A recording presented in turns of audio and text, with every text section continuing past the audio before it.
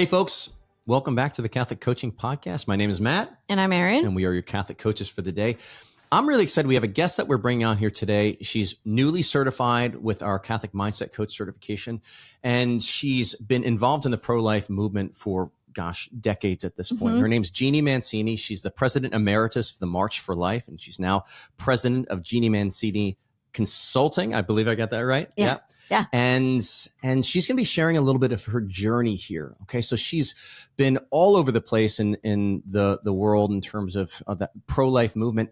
And there's something that she is seeing in a post-Roe world where pro-life has some promise, right? How we can expand our vision of pro-life, especially being, again, in that that post-Roe world, which I'm really excited to bring her on here and discuss that.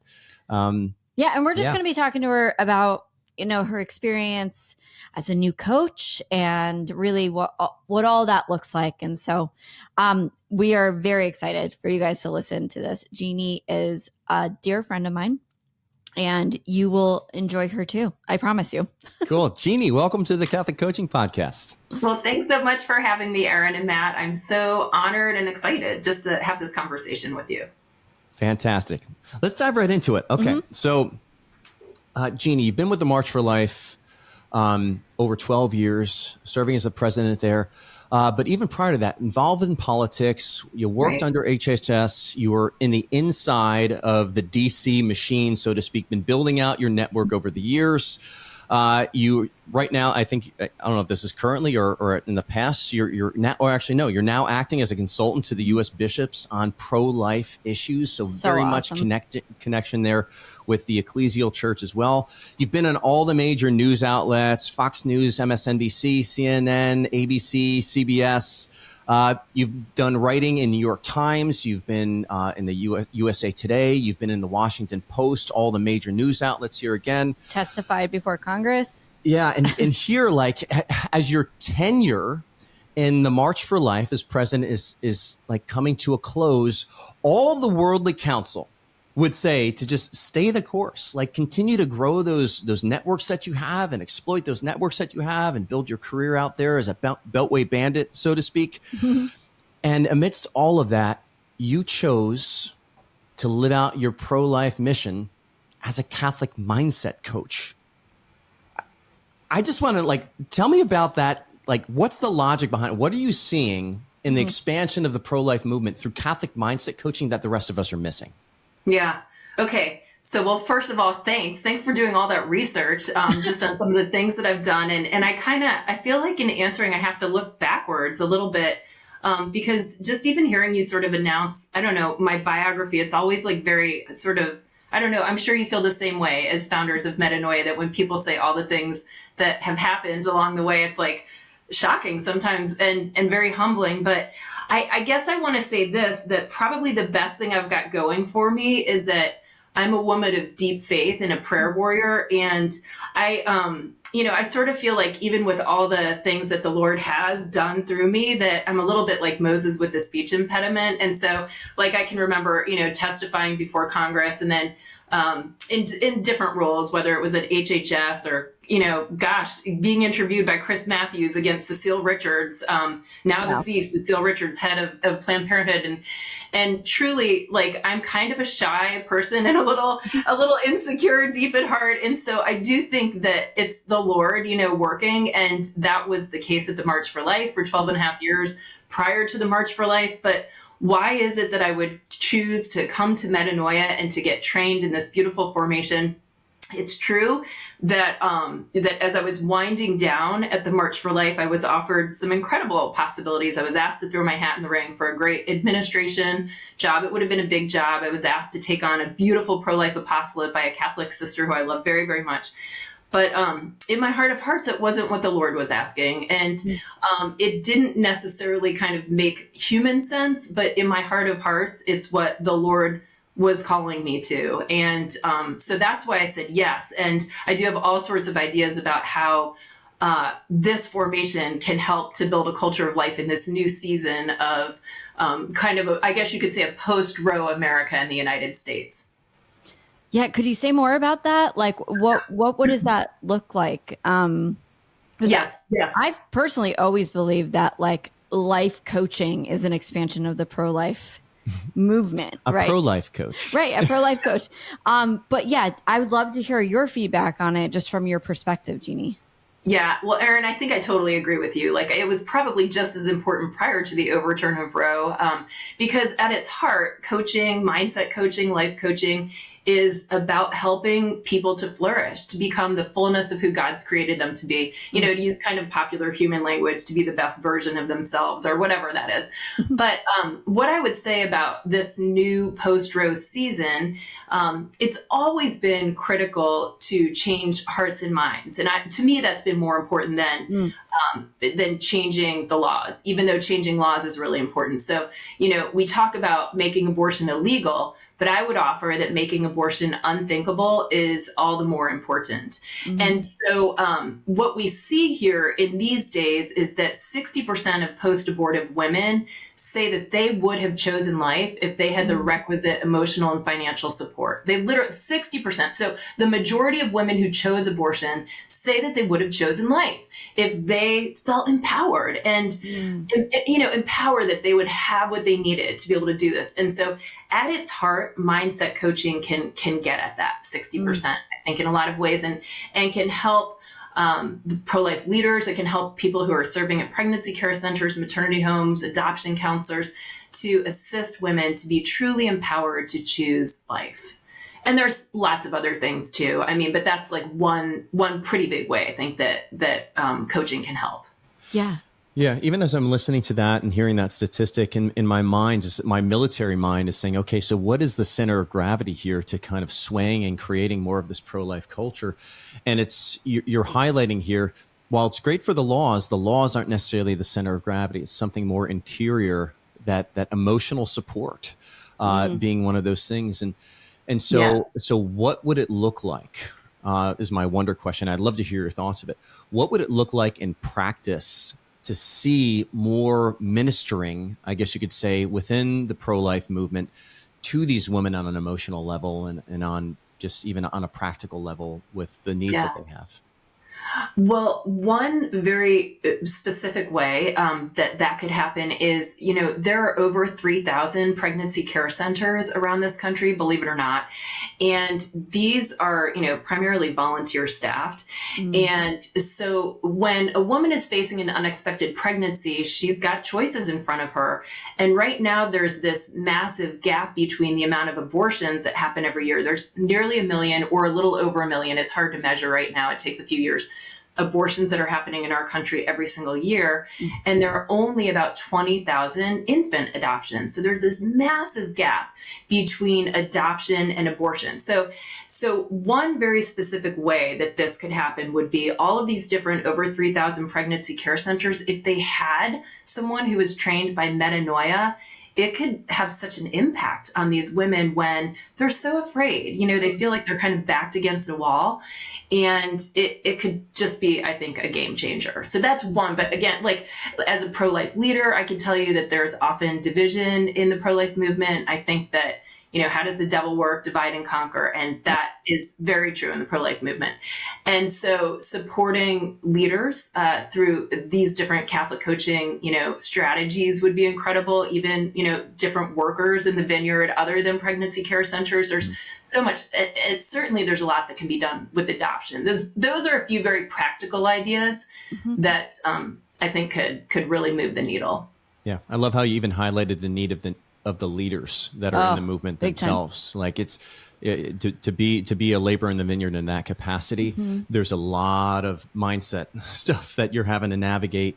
And it can be a really heavy burden. Well, there's so many decisions that you have to make. And, you know, you need to have that clean mindset going into that. Yep. And also that service. I loved how also you pointed this out too, because I think this exists, as you say, in the pro-life world, but also I see this a lot just in apostolates across the entire church, is just this overwhelm and a division, like almost like, you know, we're working against one another. Like we're all working towards the same thing. But also that I mean, I was thinking a lot of things when you were talking, but like even that necessity of of how a Catholic living the fullness of their life, like that abundance of life that Jesus talks about in John 10:10, like how that is the most evangelical. I'm saying the wrong word. Evangelistic. Thank you. Evangelistic way of actually, like, I don't know, just like this evangelistic bomb going off. Yeah. I agree. Because I think people, so first of all, let me just say, every single leader should go through this metanoia Catholic mindset training, because any leader would benefit from running any kind of Catholic apostolate from this. I have zero question about the fruitfulness. Your organization would experience so much fruit from this training. I have zero question in my mind. There would be massive fruit from getting this kind of training. So that is certainly the case. And then, Erin, I think what you're saying, which I couldn't agree with more, is that when a person is fully flourishing and they're not sort of reacting in life and they're not triggered and they seem to just have a very healthy and well-managed emotional life, it's so attractive. It's incredibly attractive. And people think, I want what they have. And that's, I think, what Metanoia Catholic gives to people, whether it's a leader or otherwise. I mean, well, everybody's a leader in their own way, but you know what I'm saying there. So it's very attractive. Even with what you're saying, Jeannie, I'm here. Thank you for that. Yes. And thank you for articulating it way better than I did. Well, even what I hear both of you saying is like this, we're expanding this pro-life discussion or concept beyond just saving babies and helping moms, but really helping people to flourish and to become fully alive, right? So it's not just, you said become the best version of yourself. It's that John 10:10, I came that they may have that life in abundance. And that St. Irenaeus, the greatest glory of God is man fully alive. And so what does it look like to draw that out of the person? And certainly you've seen it through coaching. We've experienced that through coaching, where the coaching can be a vehicle alongside counseling, alongside spiritual direction, and this whole, I would say, ecosystem of accompaniment that the person really needs to arrive at that fully alive place. It really can be a beautiful fit. I'd love your Jeannie to share a little, to kind of dive into a little bit your experience getting coached, because you shared that like every coach needs to go through this program. I know that on a practical level, not every apostolate leader can give what you gave over the last 8 months and the time that went into it. And praise God, if you can come and join us. And I think a next best step is actually getting coached, receiving that coaching. I was at the Catholic Leadership Conference over at Steubenville a few weeks ago, and this was something Dr. Peter Malinowski voiced to the entire room. He said, every single apostolate leader, and the room was full of apostolate leaders, every single apostolate leader really needs to have that coach or that counselor in that accompaniment ecosystem. Yeah. It's absolutely vital. Erin and I know we need to have it. But share a little bit of what it was like bringing that coach into your accompaniment ecosystem. Oh gosh, it was such a game changer. So a little bit of background here is that I was very blessed by another coach, not a Catholic mindset coach, a very devout woman who had tremendous experience in sort of the world, a very successful, not nonprofit, just for-profit businesswoman. And while she hadn't ever had a specific coaching training, she just had sort of natural acumen for leadership. And there were many moments along the way with the March for Life that, specifically the March, that she would guide me and give me advice, and it was invaluable. I don't know what I would have done without her. That was incredible. And so that was wonderful. So I was, however, stuck. I was stuck on some tricky HR issues, and a friend of mine had gone through metanoia training. And I was already very attracted to your podcast. I was listening to your podcast with some frequency and just kind of intrigued and wondering, like, what exactly are they doing, and trying to take some of the principles and enact them in my life. But I was sort of getting stuck. I couldn't sort of figure out how to take what I was hearing on the podcast and like make that actually happen in my life. And so I got connected to Erin here, Erin Ingold, and I have to tell you that I will be forever grateful to God. So Erin really it coached me not that many times. I mean, I was going back, Erin, counting, it was a total of 8 times. Really, most of it was in the season, like in one particular season or over 6 months. But folks, it totally changed my life. So I can't even, I'm so grateful. Erin is a particularly gifted coach, and I think the Holy Spirit was very present in our conversations, but there were some areas I was stuck in work, and some of it was due to my own failures and needing to grow in my own understanding of human formation and my own sort of reactions to things. But working with Erin was so life-giving.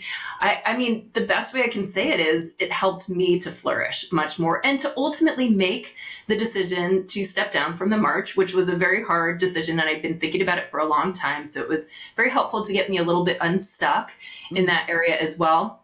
And, I remember Erin very well. And I've shared this with my former staff and leaders that good discernment is what's best for everyone, not just for me. And so even the timing of how it happened and then the transition and all of those things, your coaching was invaluable. And so I will be forever grateful. Oh, thank you. Also, Jeannie, you were an excellent coachee. Thank you. I love coaching. Okay, so all of my favorite people that I coach, maybe it's because I'm sanguine and it's like my opposite, but anybody who's melancholic, because they take notes and they do the work and they like actually do the work in between. I love, but anyway, Jeannie, you were a fantastic coachee. So thank you. There's something that you mentioned, and I'd love to expand on this. So you shared an experience with a prior coach, and it was somebody that had great business acumen, leadership acumen, and she was able to kind of give you that. We talk about the difference between coaching and consulting, where consulting is really taking a lot of those external systems, those best practices, and saying, do these things because these things lead to success. And it can be super helpful. And then there was something different between that, consulting that you were getting and the coaching, specifically the mindset coaching that Erin, that you were doing with Erin. Can you talk a little bit about the difference between the two and why it was helpful?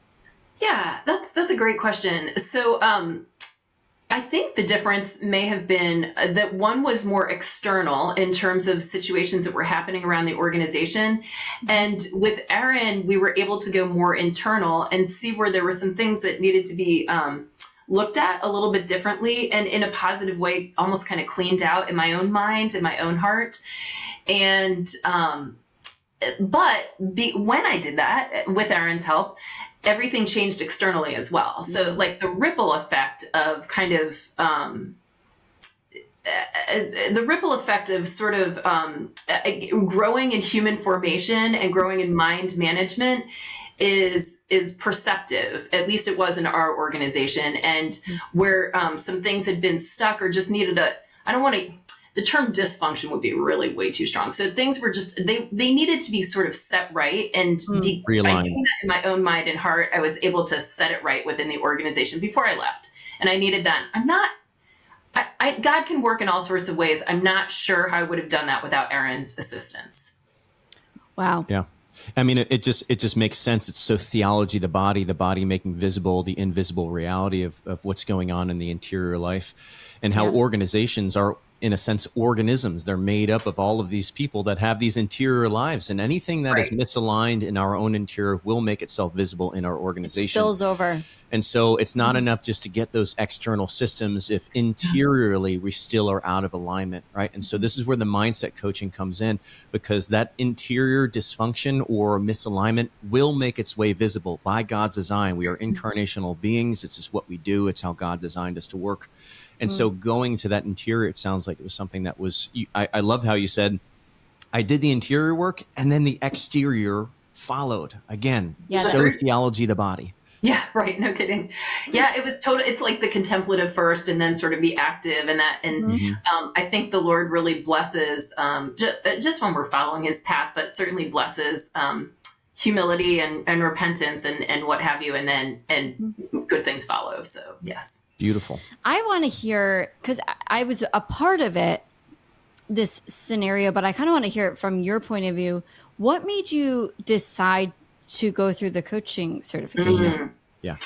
Well, part of, Erin, as you'll recall, some of the work that you and I did was asking this incredible question, which should be a simple question, which is, what do you desire to do? I was a little tired at the March for Life. I'd been there for 12 and a half years. I felt like the Lord really called me there, and I will be forever, ever grateful. But if you ask me, was it my deepest heart's desire to be doing that at that time? it wasn't necessarily. I did love the staff. I absolutely loved the staff, and I loved my board, and I loved doing the communications work. But that was sort of it. I was really tired of running a nonprofit. And so to explore the question of what do I long to do was hard. Like, I had to crack my heart open to actually even explore that question. What do I desire professionally? I can't even answer that. And so you helped me do that. And it was ultimately really taking a deep look inside of that and recognizing with so much confidence that the Lord is a good father, and that he wants to fulfill us in our professional journeys. And that was a big leap too, because I think there are so many Catholics that, in fact, I just heard someone less than a week ago say this to me, that you just have to kind of suck it up in a job that you don't love, because you can't expect that, to find professional flourishing. And I don't think that's necessarily true. I think God calls us to different things at different seasons. But for me at this season, to have been able to take the time just to look at that and to really think about what was in my heart and to hear it and to bring before the Lord was a very healing and calming and beautiful experience. That's beautiful. The thought that comes to mind. So you asked, why did I come to coaching? Oh, there you go. I never finished that. So it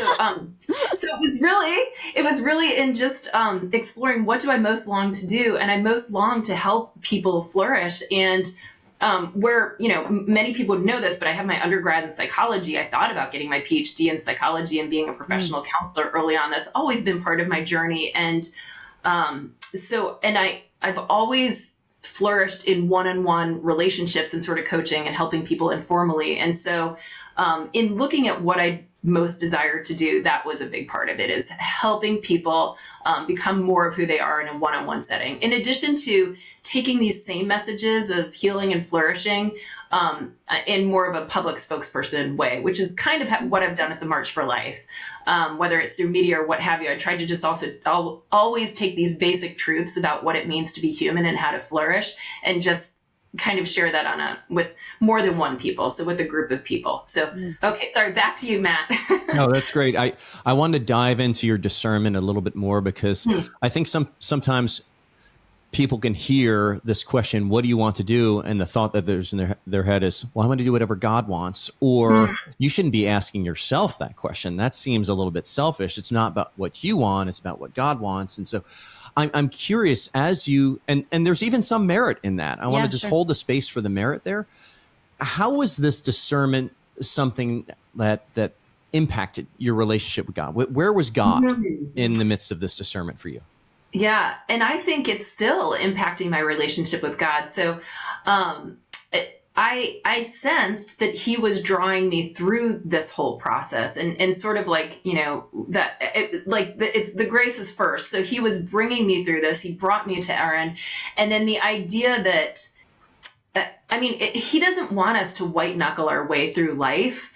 And so to just kind of, I guess to re-explore, I knew this, of course, like vocationally and what have you, but to re-explore that deep truth that he speaks through our desires, and they need to be sifted through. They're not always 100% pure. So I'm not saying like always black and white, it's follow your desires. But really, when you go deep and you're seeking to do God's will, you can trust for the most part that he's speaking through your desires, and you test them and what have you. And so I think just a reminder of that was beautiful to me, and frankly refreshing after working some pretty long, dogged hours and being on call at all times to, put out a press release or deal with some tricky employee situation or what have you. Yeah. And I see this a lot actually in the church. And I think, Jeannie, you can speak to this too. When somebody's working for a noble cause that they love, that comes first often. And you don't stop and ask the question, Lord, do I even want to be doing it? Lord, do you want me to be doing this? Because if he's calling you out of it, he also has somebody else who's really good, who needs to go into that place. Right. So I think it's you can kind of be blinded by the noble cause in a sense, and really put that desire, that heart on the back burner. And I agree with both of you. It's not just blind desire. I think that's where the secular world goes wrong with that. Informed by good conscience. Yeah. I totally agree. I think that there's another temptation there too. I think what you just said there is a subtle temptation, almost requires someone else to accompany you and help you figure that one out. That's deep. There's another one, maybe it's less subtle, I'm not sure, but it's that people's identity gets a little bit tied up in what they're doing. And especially if it's a big job, I'm sure that's something I've had to think through, even though I'm not sure how much it played in with me or not, but I do think that for these big public jobs, a person's identity gets very tied up in it, and it can be hard to find the right time to be able to, in humility, step down and say, someone could probably do a better job at this than I can right now. Arthur Brooks has written a phenomenal book. What is from strength to strength. Yeah. And okay, you guys know. So that's a great book for any leader. Also a leader who's getting, I'm 53 and who's getting into their 50s and trying to really discern what is the best way that they can help to, build the new evangelization, a culture of life, what have you. Yeah. I don't think I need to say anything to that.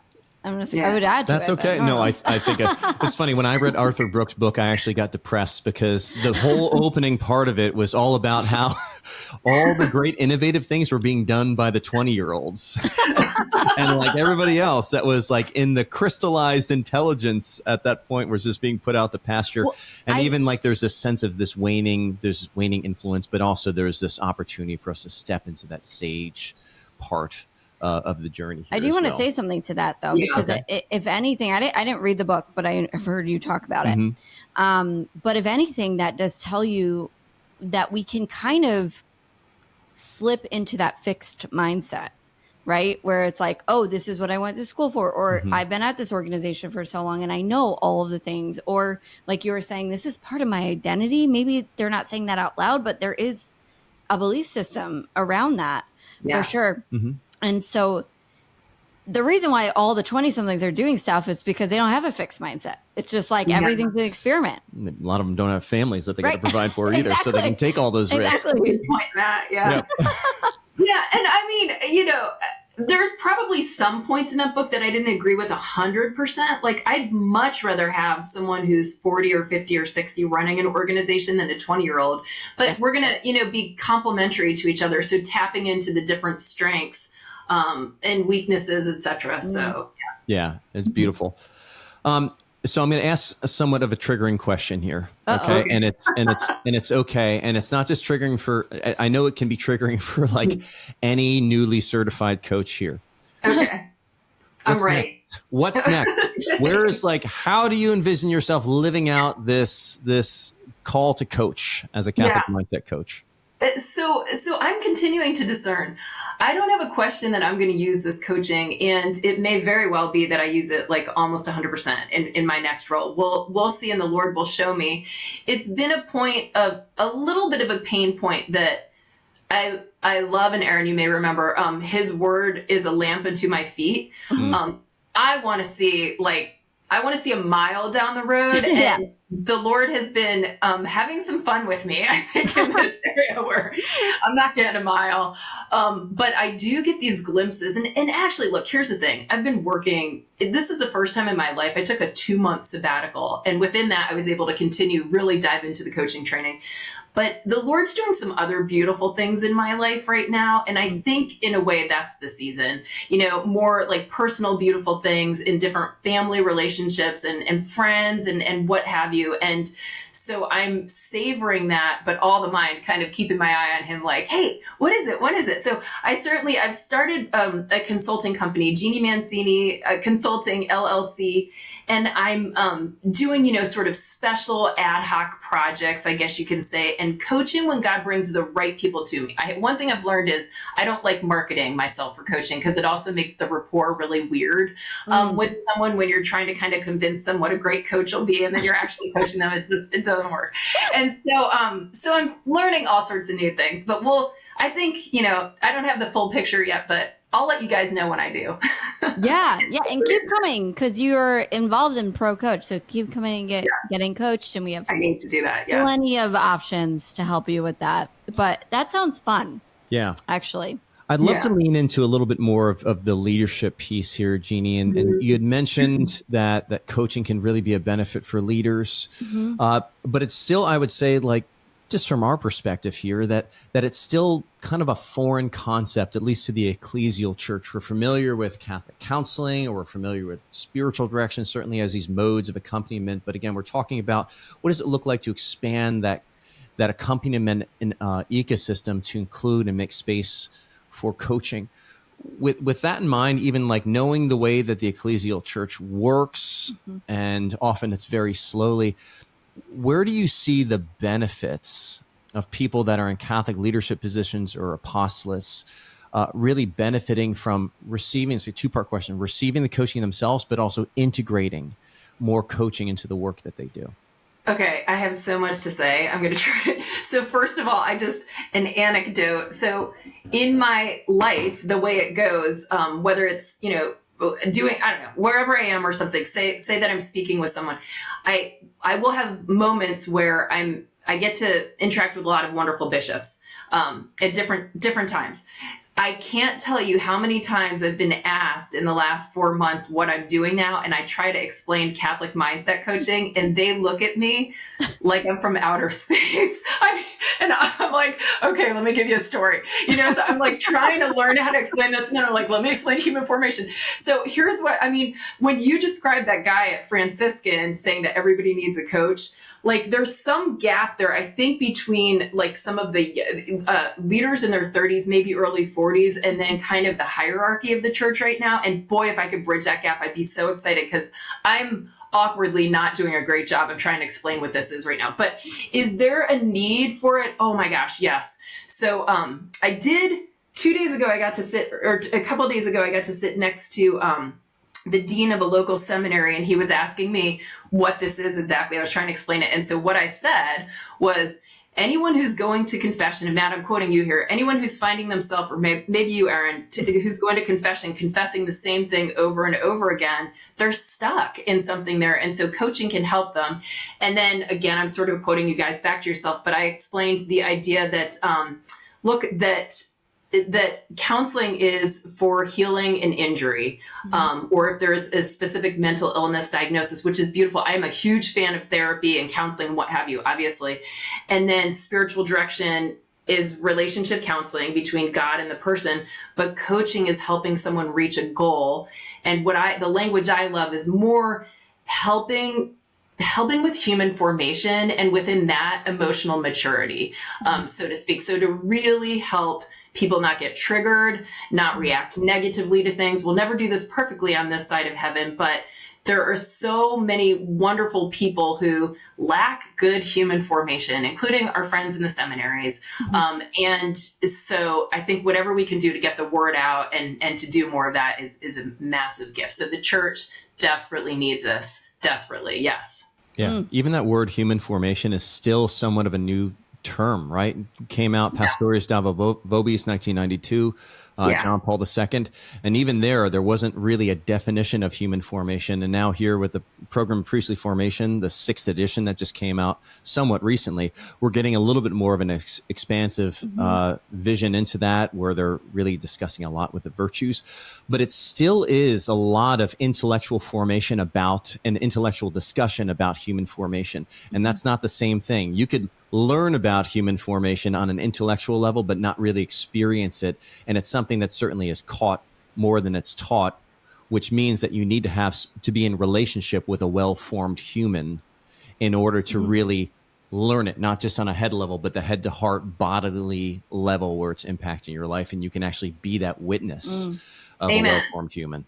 Amen. And I think, Matt, I heard you say this recently, just tell a story too. Like when it's a little confusing, maybe the best thing to do is tell a quick story, have that like 20-second story ready to explain what it is. And then you can go into some of that language, because people get a little lost, I think, on some of those terms, as you're saying, like human formation, mind management, etc. Yeah. Because the explanation can keep it very intellectual. We can get into it. Exactly. And telling a story of a before and after where somebody's like, oh, there's a real connection. There's even a human formation that's taking place in the storytelling. You're making an impression on somebody else, and they're being open. They're being moved emotionally in the storytelling. I mean, that's a big part of it. John Paul II says it's the very foundation of that spiritual edifice upon which the spiritual formation and the intellectual formation are built. And so if we're lacking that foundation, goodness gracious, we can be very much a house that's built upon the sand. I think what I also like what you did, Jeannie, was you spoke to the actual person and their, like what they see, what they would see and what they struggle with. Seeing these priests and these people coming in and confessing the same thing over and over and over again. When I was explaining it to another coach who is not a mindset coach, I kind of explained it in a similar way. I was like, you know how when you coach somebody and then you go, okay, go do that thing, and then they come back and they haven't done it. I go, a mindset coach has been like trained to figure out why they haven't done it, you know, and then actually like remove that, like help them remove that, source of like that, you know, that they didn't act it. Or, what's going on? The body is making something visible. The body is making visible right now the habit of not doing this thing. So what interiorly, on an emotional level, on a thought level, are you choosing? Right? What's the seed that's that's being planted in your mind that you are giving consent to? That's the word that you are now making flesh, and it's showing up in the way of not doing the thing that you know you want to be doing. Right? Yeah. We got to get in there. If we don't weed those seeds out, if we don't weed the garden, all we do is just plant new flowers around us. It's going to be countercultural, it's still going to be disintegrated. Jeannie, I'm curious about, because you spoke a little bit about going through coaching and receiving coaching, which is like so foundational. I think before you go through any type of training, you have to know what it is, right? Like you have to have experienced it and lived it. Taste and see it's good. Yeah. Right. But like you went through the certification, and I'm curious how you're different from. Well, one thing that was really interesting for me about the training is it was humbling. I mean, I'm a little embarrassed to say that I thought this would be just a piece of cake. And I really did. And I would say the bar is kind of high on teaching people. And that's good. I applaud you for that. So anyway, that was very interesting to me, that even as someone who's been kind of in the workforce for a long time and even knows a lot about the church and growing in the spiritual life and all these things, it was hard. I had to, over Lent, I had to truly dive into this fully and spend a fair amount of hours to try to memorize some of the strategies and just kind of get my sea legs under me with some of the things. So, but that said, it was always very enriching. And I could, in every drill, of course, so for those who haven't gone through this, there's going to be one day a week of class, and that's an hour and a half. And within that, you're going to have a new drill every week, which is essentially saying a new coaching strategy. In the beginning, it's really learning the whole sort of line to be able to capture the ways in which we're thinking and how they may or may not be of God. And then once you have sort of that foundation, it's learning these different strategies. So all of those different things helped me in my personal life. I used those strategies with many of my friends. And then ultimately, even in getting the practicum hours, because for those who don't know, there is a minimum of 10 practicum hours that are required. And so you end up meeting and coaching many people above and beyond the coaching that you do in the drills. And it's incredible. Interaction with people about the deepest things in life. It's a real sort of honor to accompany people in that way. And you end up just growing personally so much, in addition to hopefully helping others to grow as well. So just all in all, it's very enriching. I would say that I'm still very much a work in progress.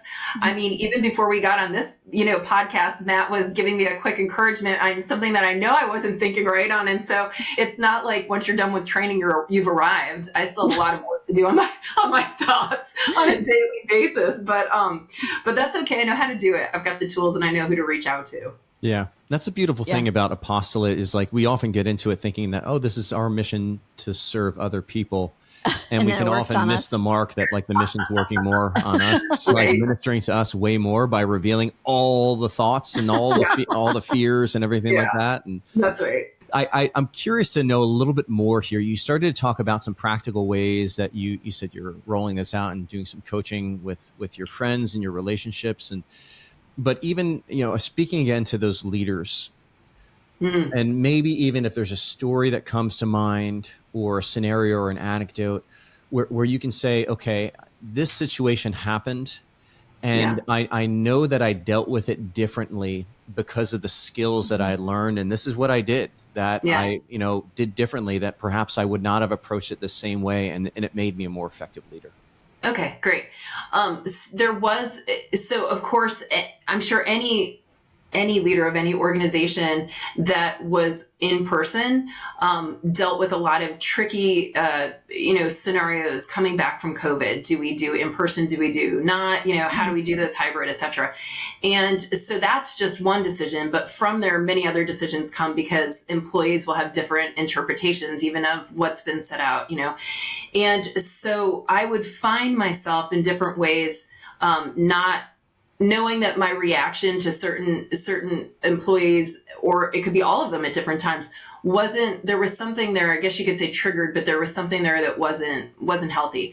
And so going through and being able to identify the thoughts that were in my mind, being able to take them before the Lord and really discern them and hear his thoughts. And then it's not like overnight everything's better, but there were all sorts of things, even just all sorts of fruits that would show up in different ways, whether I'm like having a dream and something just comes to me very differently or whatever. But what I found is that the conflicts and the reactions really kind of got ironed out and healed up. And that just bore a lot of fruit in terms of the organization as well. So not sure if that makes sense, but that would be one example. So yeah, the conflict resolution and being able to get there. And a lot of that, Jeanne, I love how you just showed that, like, okay, the first person I coached was myself. Yeah. Willingness to go there first. Was like really the self-coaching, and that's where it can be, that's certainly where it's helped me as a leader here as well, to really be able to show up as that clean place and really be considerate of the other person without any sort of judgments towards them. I think that's amazing. There's a part of me here, Jeanne, and maybe I'm a prophet, maybe not, but there's a part of me knowing that there is this need for leaders, apostolate leaders in the Catholic world, to really have somebody that they can trust, that knows the woes of nonprofit, that knows the pressures of it, of an apostolate, of working with a board that are there, and some of the tricky mindset obstacles that pop up. I mean, it's not like they're unique to your apostolate or to the March for Life or any other. Like, these are things that can pop up across the board. But you've been there, and so there's an experience level that I think you'd be able to witness to other Catholic leaders that are in the nonprofit sphere of the things that can come up. And therefore, because you've gone there and because you've done that your own work yourself, and you have those skills to really be able to accompany people now, I could see you really being a great servant and a coach to a lot of these apostolate leaders. Oh, I would love that. That would be such an honor. That would be incredible. We'll see. I hope you are a prophet, Matt. I forgot to mention just very briefly that I would coach my staff once. I mean, that's so important. So yeah, I was coaching myself, but a few of them were not willing. I mean, I would have to, in fairness, but there were some situations that absolutely shifted by just asking a few of the strategies that we learned in Metanoia Catholic training. Everything shifted for them. So that's an important point, because I've really focused very much just on myself and how it helped me. But no, it actually helped other people who were struggling with things within the organization as well. No question. So it like almost started creating a culture of just self-awareness and growth, which is kind of interesting. Yeah. I mean, if you think about at the heart of the pro-life movement is just respecting the inherent dignity of the human person. Yeah. Catholic coaching, Catholic mindset coaching gives us the tools to be able to live that out even more thoroughly. Mm-hmm. So that I think that we were doing that more at the end of my time at the March for Life than we had been for the few previous years leading up to that. Mm-hmm. Not that it was terrible. I don't mean to paint a terrible picture or anything, but I think that we were able to respect the inherent dignity of the human person even more because of the training that I received with you guys. Mm. Praise God. I mean, I could see that too. I think that is like, that kind of calls me out too. Like we were running a coaching company, and I'm like, we better be living this out even in our staff and our, everybody, when you're on the same mission, you forget. You're like, like you just assume everybody's on the same mission with you mission, and they're it can all be very mission together. first. Right. Exactly. Yes. So I think that's such a great reminder there. Yeah. And you'll always bear more fruit. I mean, even in a worldly way, if things are just in order and kind of in the way that they should be, the apostolate ends up being so much more fruitful. I mean, you know a tree by its fruit. That's right. So, Yep. That is right. Do cleanse the inside of the cup on all the staff and teach them how to do that, and do that not by themselves in a bootstrapping sort of way, but in a way that really invites the Holy Spirit to come in and weed their interior garden. Yeah. Goodness gracious, that is when it's no longer I who live, but Christ who lives in me, and you're putting on the mind of Christ and being transformed by the renewing of your mind. All of this stuff is like, this is a very practical way of living out all of those teachings from St. Paul. I have a question. This is a more personal question. This is just out of the, I mean, don't worry, I'm not crossing any boundaries, but I'm wondering what was your favorite strategy skill that you learned in certification, and why? Processing emotions. And you helped me so much in processing some grief back a while ago. But I loved that. That to me was just so easy. It was the one that came most naturally. And then particularly inviting Jesus in to process different things. Mm-hmm. It just came very naturally to me, probably more than any of the other drills. And I just found it very, very helpful. And beautiful. So, but you know what? They were all beautiful. Like, my husband's an attorney and I use kind of all the time with him. Best case, worst case scenario, worst case, best case scenario. Yep. And it's been great. Like, it's so good. We just go back to that like a lot now. And cause he's basically paid to come up with the worst case scenario all the time. And so it's like, okay, wait, that's what you're doing again. So yeah, they're all wonderful. And I mean, just going through the whole, just understanding our thoughts and going through the reason cycle and all of those things are very, very empowering. It's just incredible. Yeah, Jeanne, and I know that you have been like trained in inner healing stuff, right? Mm-hmm. We've gone to the same school on that. And I'm curious what your experience is with that in your background, and then having the mindset coaching piece. Has it added to that? Has it helped with that? Has it not even touched that? Yeah. So what Erin's referring to here is encounter ministries, which I'm a big fan of. I've gone through and they have some beautiful different inner healing ministries and things like that. And I've helped with that at different points, and I love it. I think that Metanoia Catholic is a really nice complement to Encounter. So one of the main sort of pillars and teachings in Encounter is be transformed by the renewal of the mind. I forget what scripture passage it is. Do you know? It's like Romans 12:2. Yeah, Romans 12:2. Yeah. Thank you. And what I would say is they give some really excellent sort of simple teachings on that. But what Metanoia Catholic does is they give you much more thorough tools for taking your thoughts captive and being transformed in the renewal of the mind. So that's one kind of thing. And then I basically think that Encounter is less human formation. It's more the spiritual realm of things. And Metanoia Catholic, for the most part, is the human formation. So that's where I see the two going hand in glove. That's probably a simpler way of saying it. Yeah. Yeah.